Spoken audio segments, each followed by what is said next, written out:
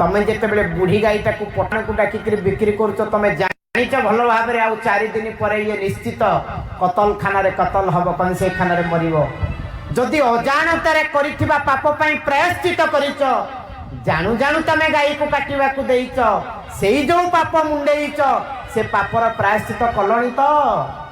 अर्थात आम समस्त मुंडरे गोहत्यार कलंक लगी आम कहीं योग्य नुहति भारत वर्ष में सनातनी हिंदू भाव में ये निर्लजतार सहित आमको कहवाक पड़ुची से ही दिन भारत वर्ष में गोरक्षा संभव हम जो दिन आम पार्टी रे खाली गाई को माँ न कही हृदय रे माँ बोली आम संबोधन करूँ से ही दिन भारत वर्ष समग्र विश्व रे गुरु भाव में प्रतिष्ठित हम से ही दिन भारत वर्ष